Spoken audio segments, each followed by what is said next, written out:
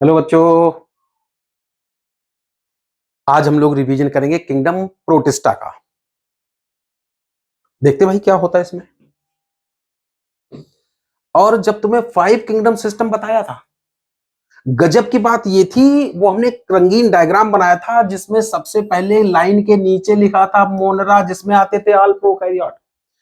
फिर एक ऐसे लाइन खींची थी, इस लाइन के ऊपर लिखा था प्रोटिस्टा।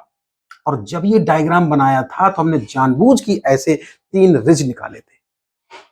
और ये था किंगडम यूनिसेलर यूकैरियोट वाला, अर्थात प्रोटिस्टा। फिर ध्यान करो, इसी किंगडम के बाद कहीं हम लोग प्लांटी लिखे थे, कहीं हम लोग एनिमलिया लिखे थे, कहीं हम लोग फंजाई लिखे थे ना। आज जिसकी बात करने जा रहे हैं वो है किंगडम ये वाला, अर्थात प्रोटिस्टा, यूनिसेलर यूकैरियोट ऑर्गेनिज्म वाला किंगडम। तो पहला पॉइंट लिखा है कि जितने सिंगल सेल्ड अर्थात यूनिसेलर यूकैरियोट्स हैं वो किस किंगडम में रखे गए? प्रोटिस्टा में रखे गए। और अभी जब डिटेल में पढ़ाएंगे तो तुम्हें दिखाएंगे कि ये ऐसा किंगडम है जिसके कुछ मेंबर प्लांट जैसे कैरेक्टर दर्शाते हैं, कुछ मेंबर एनिमल जैसे कैरेक्टर दर्शाते हैं, और कुछ मेंबर फंजाई जैसा कैरेक्टर दिखाते हैं।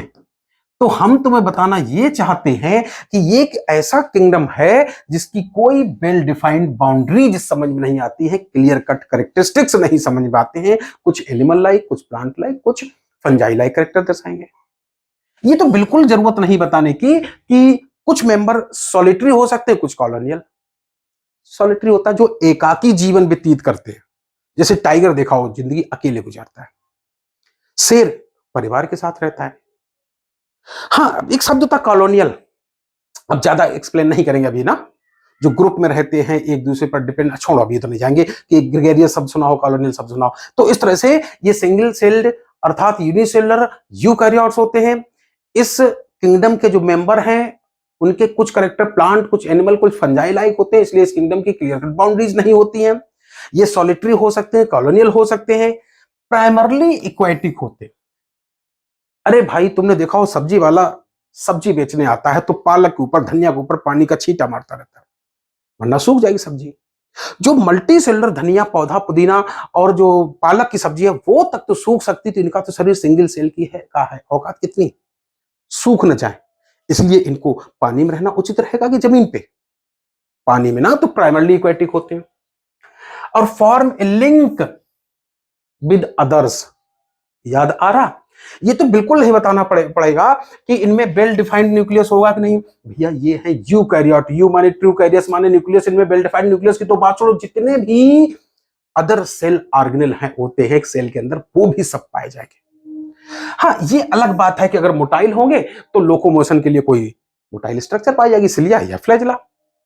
और ये भी बिल्कुल बताने की जरूरत नहीं कि सबसे पहला किंगडम था मोनरा, वहां वेजिटेटिव असेक्सुअल रिप्रोडक्शन तो बताई था, शुरुआत हो चुकी थी primitive form of sexual reproduction की। अब जैसे जैसे मोनरा से, प्रोटिस्टा से हम एनिमलिया प्लांट की तरफ बढ़ेंगे तो तुम भी जानते हो सेक्सुअल रिप्रोडक्शन और विकसित होता चला जाएगा।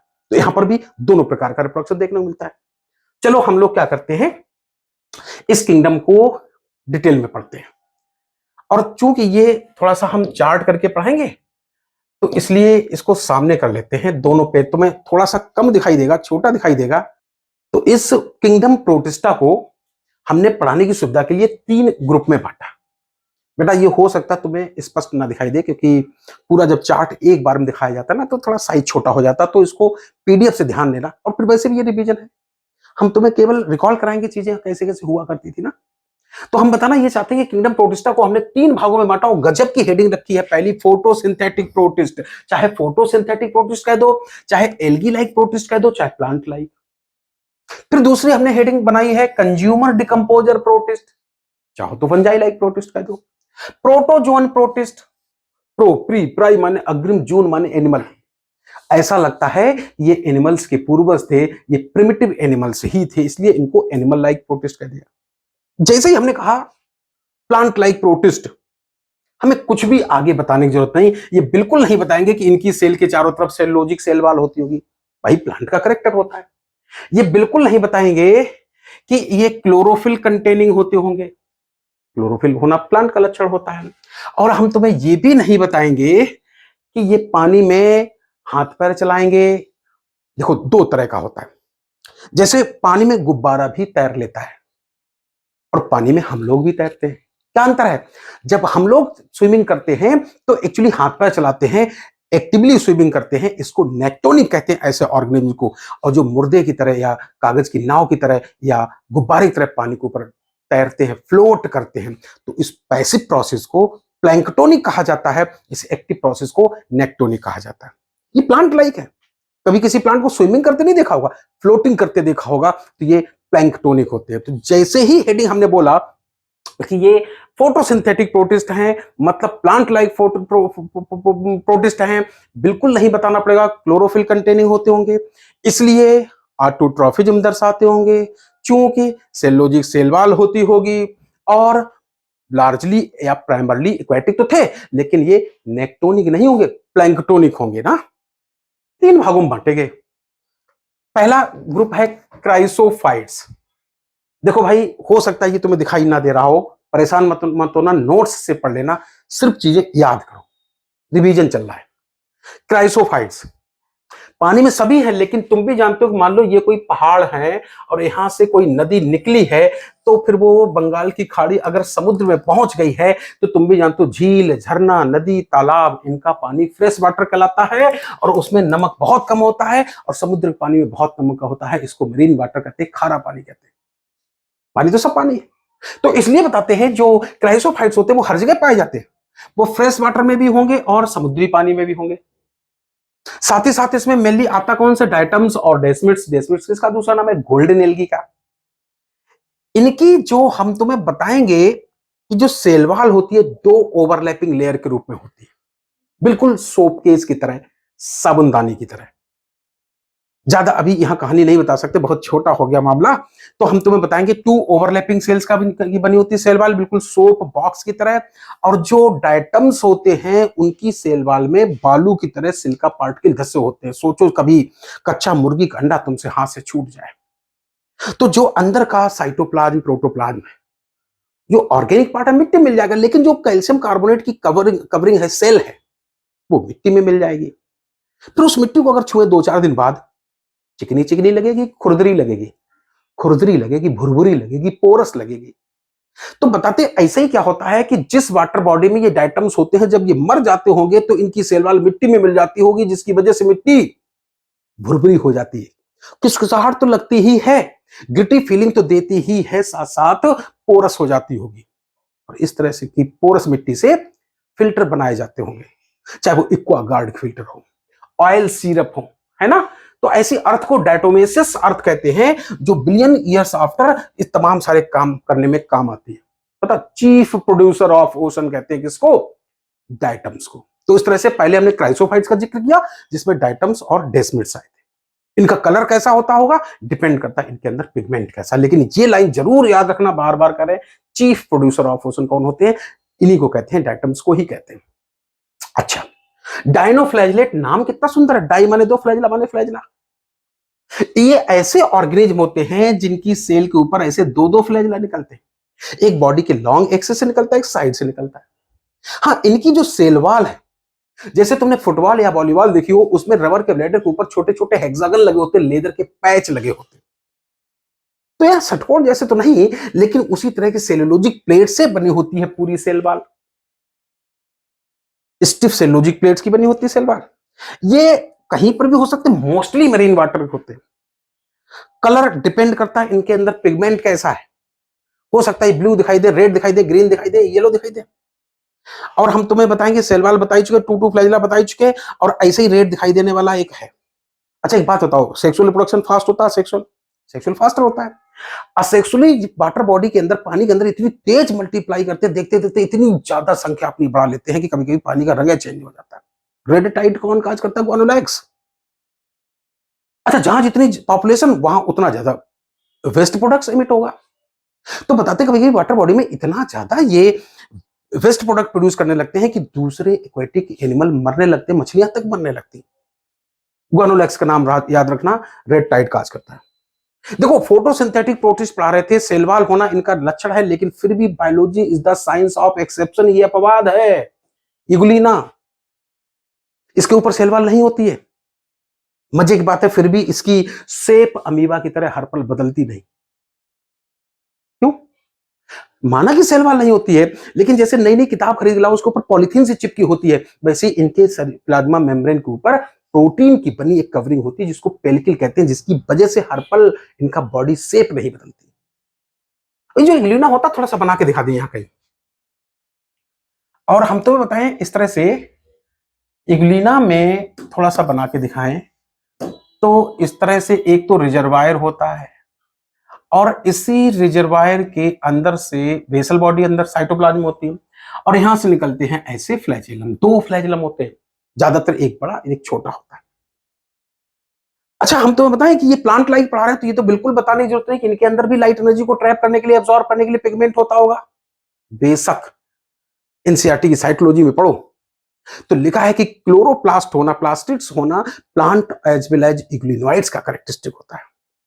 तो इनके अंदर भी क्लोरोप्लास्ट होते हैं, उनके अंदर लाइट एनर्जी को ट्रैप करने वाला पिगमेंट अर्थात क्लोरोफिल होता है। तो अगर धूप मिली तो फोटोसिंथेसिस करेंगे, और नहीं मिली तो हमारी तरह करेंगे, दूसरे जीवों का शिकार करेंगे। अब हाथी का तो शिकार नहीं कर लेंगे, अपनी औकात से बड़े जानवर का, तो बताते हैं अपने से भी स्मॉल एनिमल्स का शिकार करते हैं, प्रेडेटरी लाइफ व्यतीत करते हैं, प्रेडेशन करते हैं। तो हमारे जमाने में तो ऐसा लगता है ये प्लांट लाइक कैरेक्टर दर्शाते हैं, ये एनिमल लाइक कैरेक्टर दर्शाते हैं, इसको कनेक्टिंग लिंक पढ़ाया जाता था बिटवीन प्लांट एंड एनिमलिया। और कहा एक तरफ फोटो ऑटोट्रॉफिन, दूसरी तरफ हेट्रोट्रॉफिन भी कह सकते हो, उसमें भी प्रेडेशन। तो इसलिए हमारे जमाने में तो ऐसे कहा जाता था लीना में मिक्सोट्रॉफिक न्यूट्रिशन होता है। क्या होता है? Mixotrophic nutrition. तो सब लोग समझ गए कि मेनली ये फ्रेश वाटर में होते हैं। अब फ्रेश वाटर तो नदी का भी पानी है, तालाब का भी है।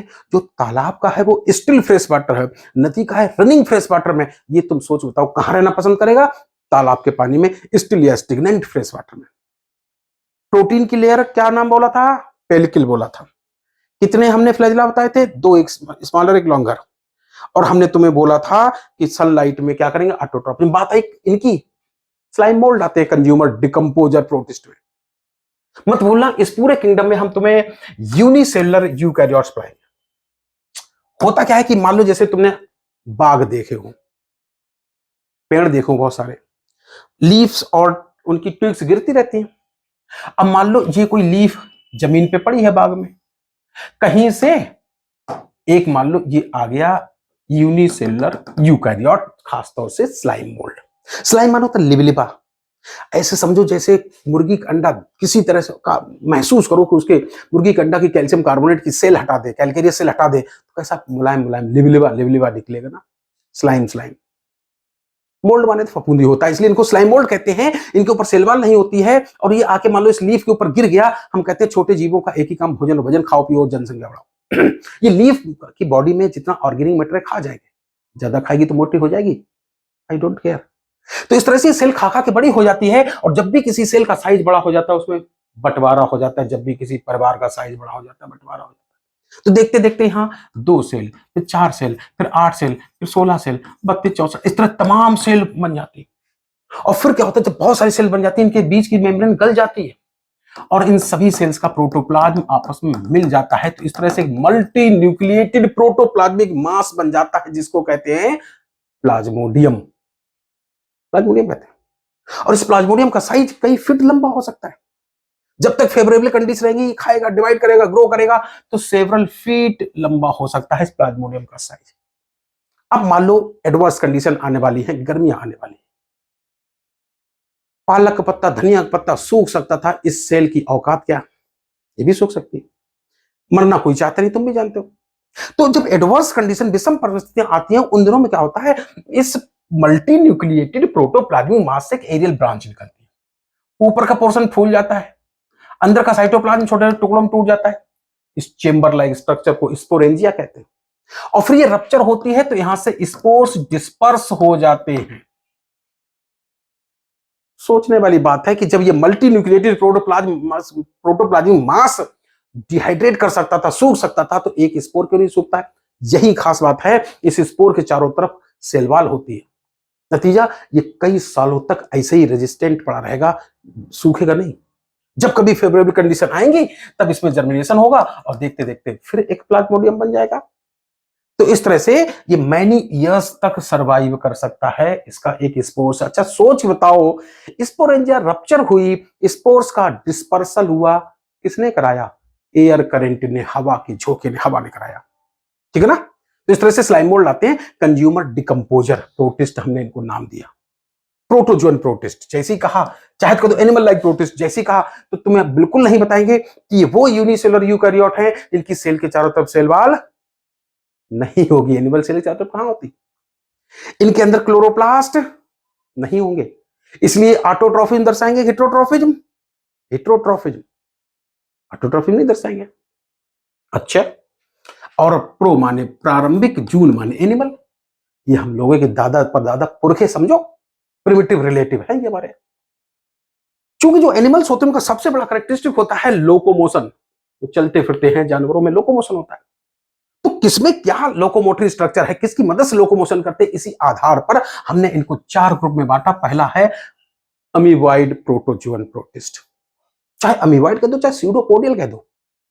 इसमें वो प्रोटिस्ट आते थे जिनकी सेल में ऐसे फिंगर लाइक प्रोसेस निकलता था और कहते थे स्यूडो माने फॉल्स, पोडिया माने फीट या फुट, पोडियम होता तो फुट, पोडिया माने बहुवचन, तो इनको इसको स्यूडोपोडिया कहते थे, उसी से लोकोमोशन करते थे।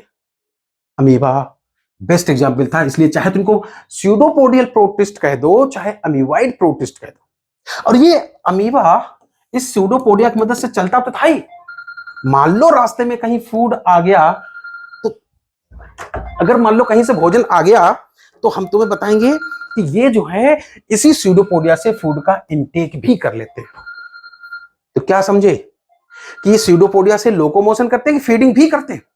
दोनों काम करते हैं ना। अच्छा मत भूलना कि प्रोटोजोन प्रोटिस्ट पढ़ाते हैं, इनकी सेल के चारों तरफ किसी प्रकार की सेल वॉल नहीं होती। Biology the science of exception, कुछ अमीबॉइड फॉर्म होते हैं जिनके चारों तरफ ट्रू मतलब सेल वॉल नहीं होती है, लेकिन सिलिका की बनी कवरिंग होती है, SHELL सेल होती है, जैसे मुर्गी के अंडे के ऊपर कैलकेरियस सेल होती है।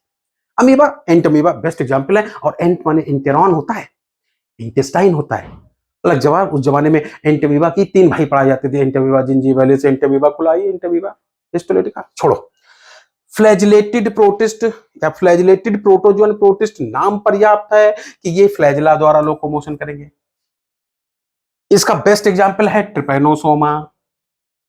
अच्छा तुम बताओ, नींद का आना, नाम कितना अच्छा, ट्रिपैनोसोमा। ऐसा लगता है दिन में 3 बार सोना, सुबह दोपहर शाम जब सोते ही रहोगे तो पापा कहेंगे यार तुम्हें नींद की बीमारी है क्या, जब देखो तब सोते रहते हो।